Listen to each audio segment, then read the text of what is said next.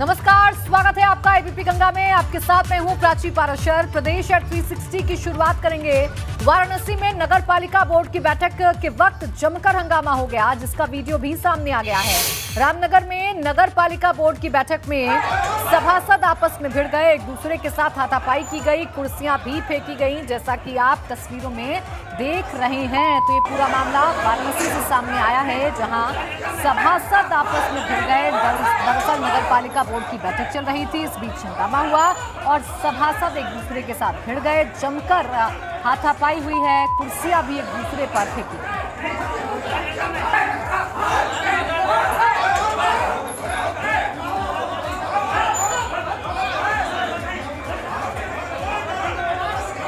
तस्वीरें आप देख रहे हैं, बैठक के बीच हंगामा हो गया। धमाकेदार यहाँ पर ये हंगामा हुआ है, जहाँ पर सभासदों ने एक दूसरे पर कुर्सियों से भी वार किए हैं, कुर्सियां फेंकी गई हैं, साथ ही साथ हाथापाई भी आप तस्वीरों में देख सकते हैं। दरअसल नगर पालिका बोर्ड की बैठक बुलाई गई थी और उसी बीच ये हाथापाई का वीडियो सामने आया। इसी बीच माहौल बिगड़ा और एक दूसरे पर हाथ उठाने पर आमदा हो गए तमाम सभासद और एक दूसरे से मारपिटाई करने लगे, कुर्सियां फेंकने।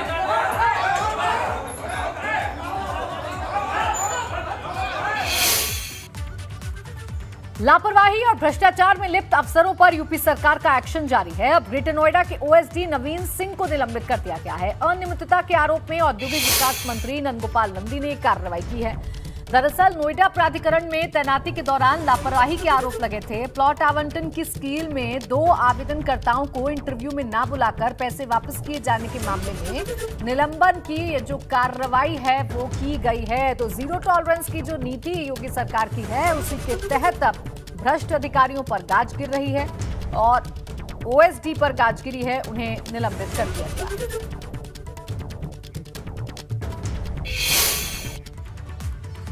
उत्तर प्रदेश के मुख्यमंत्री योगी आदित्यनाथ कल जालौन के एक दिन के दौरे पर रहेंगे। सीएम योगी राष्ट्रीय पंचायत राज दिवस के अवसर पर आयोजित होने वाले समारोह में शिरकत करेंगे।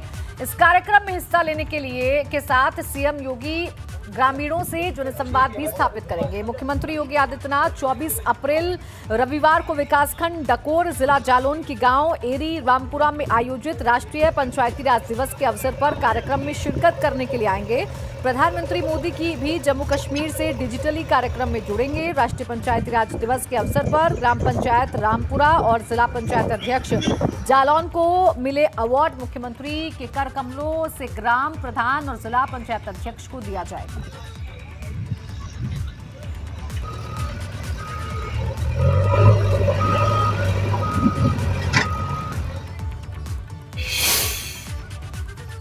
यूनिफॉर्म सिविल कोड को लेकर देश भर में बहस शुरू हो चुकी है। उत्तराखंड में जहां कमेटी का गठन शुरू हो गया है, तो वहीं यूपी में इसको लेकर मंथन तेज हो चुका है। खबरें आ रही हैं कि यूपी सरकार भी समान नागरिक संहिता कानून लागू करने के लिए तेजी से काम कर रही है, जिसकी तस्दीक डिप्टी सीएम केशव प्रसाद मौर्य का ताजा बयान है। उनकी माने तो यूपी सरकार भी इस मसले पर विचार कर रही है, क्योंकि यूपी ही नहीं देश भर में कानून की भी जरूरत है। हर तरफ से उठ रही इस मांग को लेकर मांग के बाद इसका समर्थन कर रहे हैं। इसके अलावा भी भाजपा के कई नेताओं ने इस मामले पर अपनी राय रखी है। एक देश में एक कानून सबके लिए हो, इसकी आवश्यकता है। किसी के लिए कुछ हो, किसी के लिए कुछ हो, इससे बाहर निकल करके मैं समझता हूँ सोचने की आवश्यकता नहीं है। और उत्तर प्रदेश सरकार भी इस दिशा में गंभीरता से विचार कर रही है और जिस प्रकार से उत्तराखंड सरकार ने अपने कदम बढ़ाए, उसी प्रकार से उत्तर प्रदेश सहित, जैसा माननीय गृह मंत्री जी ने कहा है, देश के अन्य राज्यों में भी जहाँ भाजपा की सरकार है वहाँ भी, और जहाँ गैर भाजपा सरकारें हैं, अगर सबका साथ सबका विकास, सबके लिए एक जैसा कॉमन सिविल कोड, ये तो एक ऐसी चीज़ है जिसका सबको मांग करनी चाहिए, सबको स्वागत करना चाहिए। लेकिन हर जगह जब वोट बैंक तलाशता है व्यक्ति, तो निश्चित तौर से उसके सामने तुष्टीकरण की राजनीति दिखाई देती है। लेकिन हम इसके पक्ष में, निश्चित तौर से कॉमन सिविल कोड की ज़रूरत है और कॉमन सिविल कोड इस देश के लिए बहुत ही ज़रूरी है, उत्तर प्रदेश के लिए ज़रूरी है और इस देश की जनता के लिए ज़रूरी है। जनता के ज़माने की बात करेंगे तो हमारी 3 मांगे थी: राम जन्मभूमि, धारा 370, कॉमन सिविल कोड। दो तो हो गए, तब तीसरा होना चाहिए, तब कॉमन सिविल कोड को होना ही चाहिए, काउंसिल कोड को, और इसे सबसे प्राथमिकता के आधार पर इसको लागू कर देना चाहिए। क्या सर, क्या इसका प्रारूप रहने वाला है? कॉमन सिविल कोड की बीजेपी की मांग क्या है? कॉमन सिविल कोड से बदलाव कैसे रहेगा? क्या चाहते हैं? एक व्यवस्था के अंतर्गत देश का संचालन वही है, और उस व्यवस्था को हम क्यों न माने? देश संविधान से चलता है ना, और जब देश संविधान से चलता है तो कॉमन सिविल कोड की तो पहले ही परिभाषा आ चुकी है, और जब परिभाषा आ चुकी है तो उसके हिसाब से डर क्यों है? कोई कॉमन सिविल कोड संविधान के ऊपर तो अतिक्रमण नहीं करेगा। जब अतिक्रमण नहीं करेगा तो इसका विरोध क्यों किया जा रहा है? यहाँ तो विरोध के लिए विरोध है। देश तो विविधताओं से भरा देश है सर, लोगों के अपने अपने बिलीफ है, अपने अपनी मान्यताएं हैं। एक देश है, फिर भी एक देश है। जब हम राष्ट्र की कल्पना करते हैं तो उसमें राष्ट्र में रहने वाली एक जाति होती है, उस जाति की संस्कृति होती है, उसकी एक भाषा होती है। जब हम राष्ट्र की कल्पना करते हैं तो जब राज्य की कल्पना में ये बात आती है तो उसकी एक विचारधारा होती है, अब फिर उसी पर एक जब संविधान आता है तो राज्य बन जाता है। और आइए अब आपको ग्राफिक्स के जरिए भी समझाते हैं कि आखिर यूनिफॉर्म सिविल कोड है क्या, जिसकी मांग देश भर में उठाई जा रही है। दरअसल यूनिफॉर्म सिविल कोड का मतलब होता है समान नागरिक संहिता।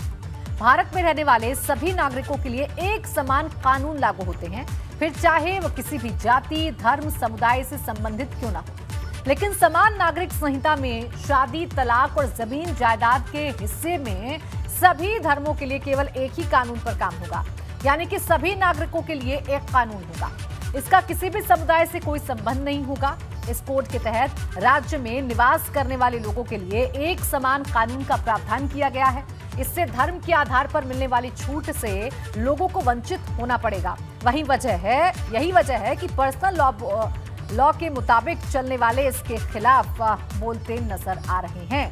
भाजपा के सबसे बड़े वादों में ये एक है कानून। यूनिफॉर्म सिविल कोड पर भाजपा बड़ी तैयारी कर रही है। यूपी उत्तराखंड में समान नागरिक संहिता पर काम शुरू हो गया है। 2019 लोकसभा चुनाव में भी भाजपा ने अपना वादा, गोवा में लागू है कानून ये, और उत्तराखंड में कमेटी गठित हो चुकी है। अब आइए समझ लीजिए इस कानून के फायदे। देखिए, फायदे यह है कि समान नागरिक संहिता लागू होने से सभी समुदाय के लोगों को एक समान अधिकार मिल सकेंगे। ऐसे में Muslim personal law, Parsi personal law, Christian personal law खत्म हो जाएंगे। तमाम लोगों को संविधान के तहत मिले अधिकार मिल जाएंगे। कुछ समुदाय के पर्सनल लॉ में महिलाओं के अधिकार सीमित हैं, उन्हें बराबरी का अधिकार मिल जाएगा। साथ ही संपत्ति के अधिकार के मामले में भी पिता की संपत्ति पर अधिकार और गोद लेने के संबंध में महिलाओं को समान अधिकार का लाभ मिलेगा। कुछ विशेष समुदाय इसी कारण समान नागरिक संहिता का विरोध कर रहे हैं।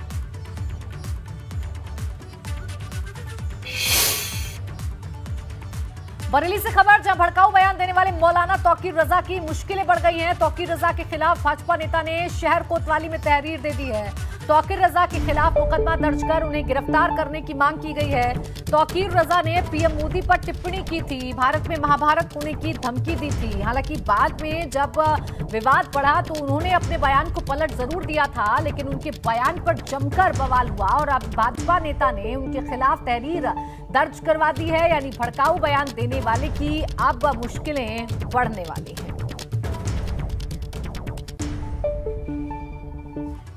मौलाना तौकीर के बयान को लेकर हंगामा जारी है। बिजनौर में सैयद हबीब हैदर धर्मगुरु ने मौलाना तौकीर और जेल में बंद आजम खान पर हमला बोला है। उन्होंने कहा कि मौलाना तौकीर रजा माहौल खराब करने में माहिर हैं, तो वहीं आजम खान को लेकर सैयद हबीब हैदर ने कहा कि आजम ने गरीबों की जमीन पर कब्जे किए। देखिए, तौकीर रजा साहब हमेशा अपने विवादित बयान के लिए मशहूर रहे हैं। उन्होंने हमेशा इस तरह के बयान दिए हैं जिससे माहौल खराब हो। और मैं ये कहना चाहूँगा कि ये तौकीर रजा साहब का बयान नहीं है, ये कांग्रेस का बयान है बीजेपी के खिलाफ। इस चीज़ को समझना चाहिए। ये मुल्क को सांप्रदायिकता की आग में झोंकना चाहते हैं, क्योंकि कांग्रेस के सारे हथकंडे बेकार हो चुके हैं सत्ता में आने के लिए। अब वो सस्ती राजनीति कर रही है। अगर उन्हें लगता है कि कुछ गलत भी हो रहा है तो उसके और भी रास्ते हैं, कोर्ट का रास्ता है और रास्ते हैं शांतिपूर्वक। लेकिन इस तरह के बयान देना और मुसलमानों को भड़काना और माहौल ख़राब करना और शांति व्यवस्था भंग करने की कोशिश करना, ये घटिया और सस्ती पॉलिटिक्स है। कांग्रेस को इस पॉलिटिक्स से बात करना चाहिए कि समाजवादी पार्टी के बहुत कदावर नेता सीतापुर जेल में बंद हैं सबके सामने ये बात आश्कार हो चुकी है कि किस तरह से उन्होंने गरीब लोगों की ज़मीनों पर कब्जे किए हैं। बाबरी मस्जिद के लिए आवाज़ उठाने वाले, आपको हैरानी होगी जानकर के एक वक्त और डेलीगेशन मुझसे आकर मिला और मैं हैरान हो गया ये जानकर कि वो लोग थे जिन्होंने हमें बताया कि उनके मदरसों को आज़म खान ने तोड़वा दिया, मस्जिदों को आज़म खान ने तोड़वा दिया। रामपुर के अंदर कौन सा ऐसा जुल्म था जो आज़म खान साहब ने न किया हो वहाँ की मजलूम निहत्ती और लाचार आवाम के ऊपर। रातों को उठा उठा के अंगूठे लगवाए गए, उनकी ज़मीनों पर कब्जा किया गया। तो जो बुलडोजर चल रहा है वो बिल्कुल सही चल रहा है।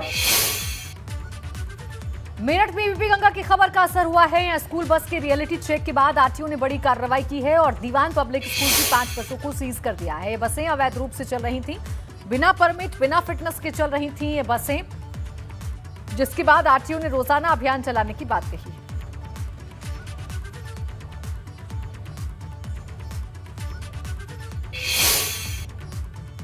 हमने विभिन्न अभियोगों में सीज की हैं, जैसे फिटनेस, टैक्स, परमिट। इन अभियोगों में हमने ये 8 गाड़ियाँ सीज की। अच्छा, तो कैसे मतलब पता लगा आपको? उनका कोई विशेष चेकिंग अभियान था या किस तरीके से? वो तो हम सड़क पर चेकिंग करने जाते हैं तो गाड़ी का डाल के देखते रहते हैं कि इसकी क्या क्या चीज़ ख़त्म है। तो जब हम वहाँ गए तो हमने देखा इन गाड़ियों के परमिट नहीं है या टैक्स नहीं है, तो उन गाड़ियों को हमने पकड़ के सीज कर दिया।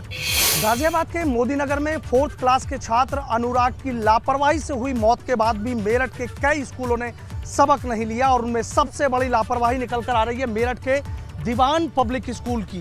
दीवान पब्लिक स्कूल की 5 बसों को आज एआरटीओ प्रशासन ने इसलिए सीज कर दिया क्योंकि बसों के परमिट ही नहीं थे। अब आप सोचिए कि नियम कायदों को ताक पर रखकर अवैध रूप से इन स्कूली बसों का संचालन यहां पर किया जा रहा था।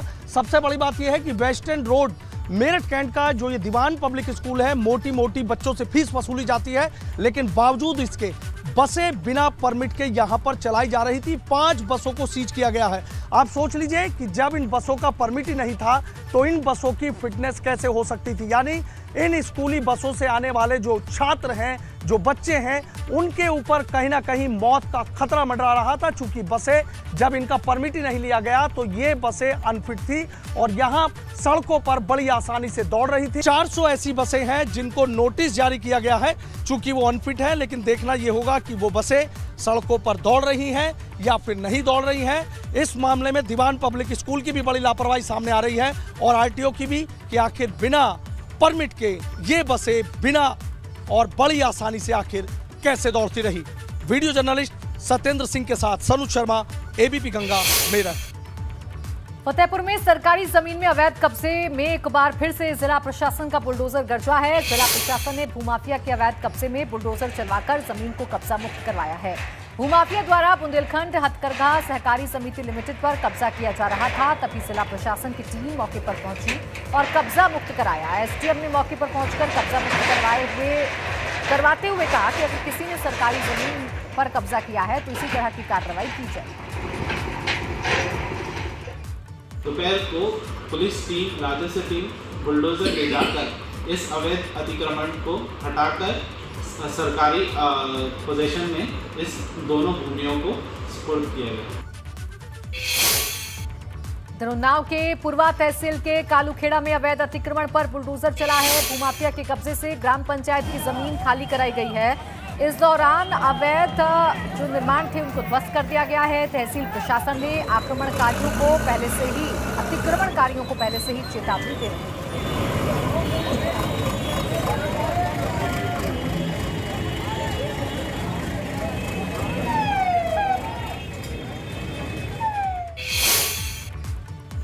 कन्नौज में जिला प्रशासन लगातार भूमाफियाओं के खिलाफ अभियान चलाकर जमीन कब्जा मुक्त करवा रहा है। सपा के राष्ट्रीय अध्यक्ष अखिलेश यादव ने करीबी पूर्व ब्लॉक प्रमुख रजनीकांत की अवैध मार्केट ढहाने के बाद प्रशासन ने एक बार फिर अवैध कब्जा को लेकर कार्रवाई की। इस बार प्रशासन ने सपा नेता द्वारा कब्जा की गई ग्राम सभा की 10 बीघा जमीन को कब्जा मुक्त कराया है। लगातार बुलडोजर चलने से जिले के भूमाफियाओं में दहशत फैल गई। ये सूचना प्राप्त हुई थी कि ग्राम जसोदा जो हमारा राजस्व ग्राम है, इस गांव में गाटा संख्या 670 जो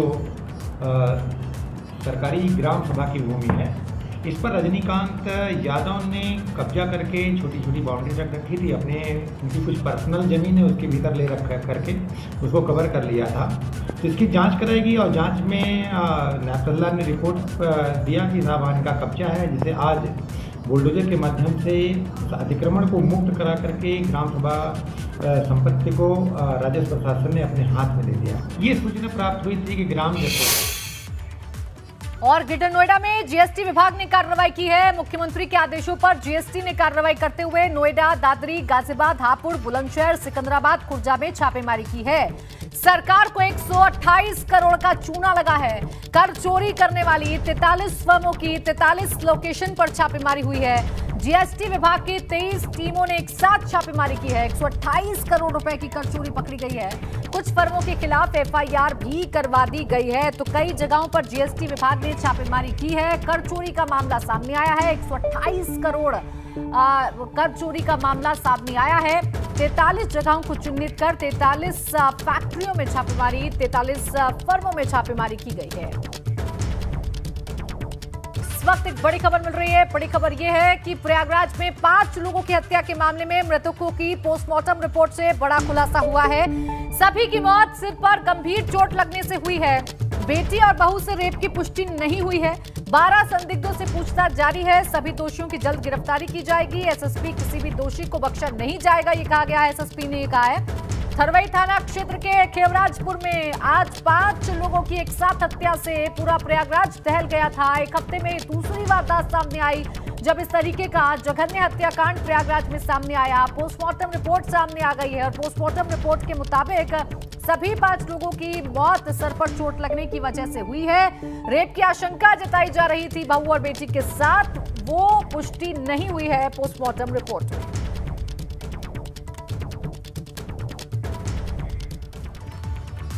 प्रयागराज हत्याकांड पर सियासत गर्मा चुकी है। शिवपाल सिंह यादव यहां भी अखिलेश से एक कदम आगे नजर आ रहे हैं और बड़ा संदेश देने की कोशिश कर रहे हैं। दरअसल प्रयागराज हत्याकांड की खबर लगते ही शिवपाल ने मौके पर जाकर अखिलेश को आईना दिखाया, क्योंकि खबर है कि कल सपा का 5 सदस्यीय प्रतिनिधिमंडल सपा नेता दुर्गा प्रसाद यादव के नेतृत्व में पीड़ित परिवार से मिलेगा और हो सकता है कि अखिलेश भी प्रयागराज जाएं। लेकिन शिवपाल की इस स्टंट को अखिलेश से एक कदम आगे निकलने की होड़ के तौर पर माना जा रहा है।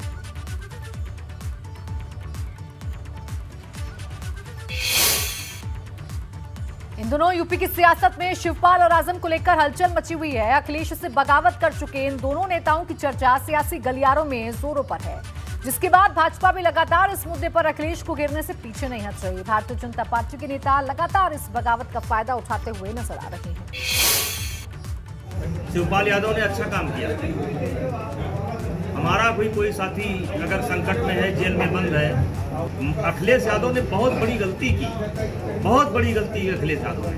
मैंने पहले कहा था कि मुलायम सिंह होते तो वो जाकर के जरूर मिलते आजम खां से और सरकार विवश हो जाती, आंदोलन खड़ा कर देते। लेकिन सुविधा भोगी लोग हैं, नेता नहीं है। और शिवपाल नेता है, शिवपाल सुख दुख झेले हैं और मैं तो शिवपाल का स्वागत करता हूँ, अभिनंदन करता हूँ। मेरे घर में तो कब स्वागत कर रहे हैं भाजपा? मैं तो कर रहा हूँ, मेरे मन में तो आता है मैं खुद जाकर के आजम खां। सांसद जी आप ये बताइए, मैं खुद आजम खां से मिलूंगा। अगर मैं उधर जाऊंगा तो मिलूंगा। जब लतियाए गए हैं तब ये कर रहे हैं। लात मार के बाहर कर दिए गए थे वहाँ हीरो बनने के लिए, बन के जीरो निकले। किसने लात मार दी? भतीजे ने मारी, और कौन मारेगा? भतीजे ने मारी, भाई ने भी मारी। भाई कोई पुत्र मोह होता, भाई मोह नहीं था। शुरू में आए, सब कुछ किया, फिर गधा 25 ही लेके चल दिए। मैं इसका पक्षधर नहीं हूँ, लेकिन जब पार्टी का नेतृत्व निर्णय ले रहा है तो मूर्धन ने ले रहा होगा निर्णय, किसी सोच विचार के ले रहा होगा। इतना तो तय है कि समाजवादी पार्टी में आदरणीय शिवपाल जी को जो सम्मान मिलना चाहिए था वो नहीं मिला। भारतीय जनता पार्टी में जो भी रहेगा वो उसको कद के हिसाब से, उसके पद के हिसाब से, उसके सम्मान के हिसाब से सम्मान देने का काम भारतीय जनता पार्टी हमेशा करती आई, करेगी। और देहरादून दौरे पर भाजपा के राष्ट्रीय संगठन महामंत्री बीएल संतोष, भाजपा प्रदेश कार्यालय में बैठक हुई। मुख्यमंत्री पुष्कर सिंह धामी, सभी मंत्री और प्रदेश अध्यक्ष मदन कौशिक इस बैठक में मौजूद रहे। सरकार के 1 महीने के कामकाज पर फीडबैक लिया गया। सरकार में वरिष्ठ कार्यकर्ताओं को दायित्व देने पर भी विचार हुआ है। देहरादून में भाजपा का मंथन हुआ। आपको बता दें कि राष्ट्रीय संगठन महामंत्री बीएल संतोष देहरादून आए हुए हैं। सरकार के 1 महीने के कामकाज को लेकर चर्चा हुई। तमाम वरिष्ठ लोग इस बैठक का हिस्सा रहे।